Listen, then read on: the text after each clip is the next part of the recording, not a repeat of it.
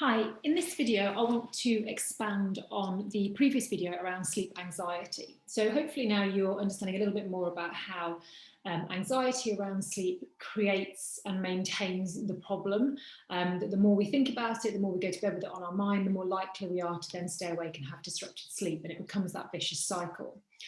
So what I want to talk to you about today is building upon this idea of writing things down and getting things out of your mind, actually what you can do with that information to sort of change how you process and think about sleep. So in your worry time, you're going to spend 15, 20 minutes every day writing stuff down. It doesn't need to just be about sleep worries, but any worries at all. You're going to write them all down. And then what I want you to do is create two columns. And in the first column, you're going to put real worries. Now, when I say real worry, that is, I have lost my job. I'm not asleep right now. I have missed my train because I overslept. So these are real problems. And you're going to put those all into that first column.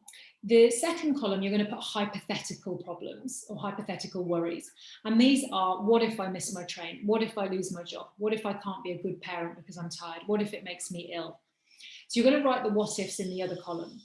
Now, the reason this is really important is because what you're starting to do is, rather than just allowing these worries to just run free for all in your mind, you're actually starting to take control of them and say, actually, I'm going to decide what I want to do with these worries.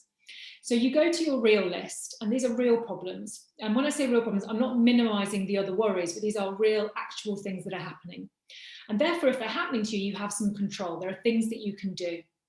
So they're in your control. So what can you do? So you make a plan. If you've lost your job, what do you need to do next? Make a to-do list. Look at your diary, make them small and manageable goals, and put them in places in your diary with specific time slots. So I'm going to spend 1 hour this afternoon looking at my CV. I'm going to spend all day looking for jobs, because you won't do that. Some small, manageable chunks. If your real worry is, I am shattered right now, in this moment, I am shattered because I didn't sleep well, then instead of just worrying about the fact that you didn't sleep well and what's going to happen tonight, instead, let's think, well, what can I do right now to get some energy? I could have a glass of water. I could go for a brisk walk. I could do some exercise. I could ring a friend to take my mind off things.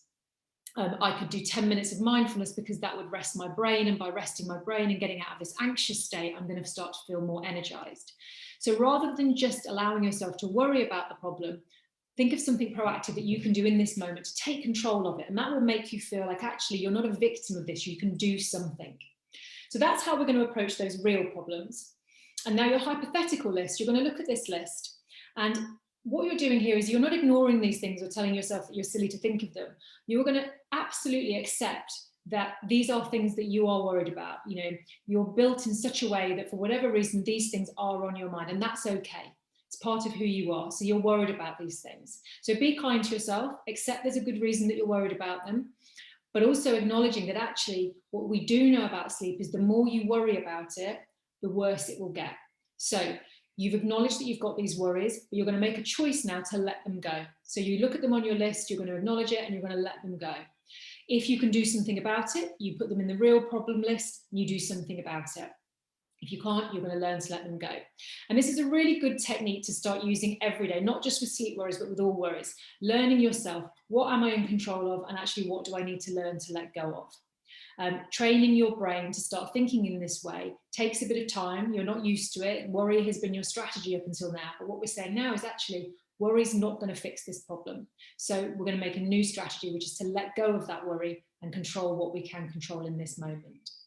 I hope you find that useful. Have a go at that today, and let me know how you get on.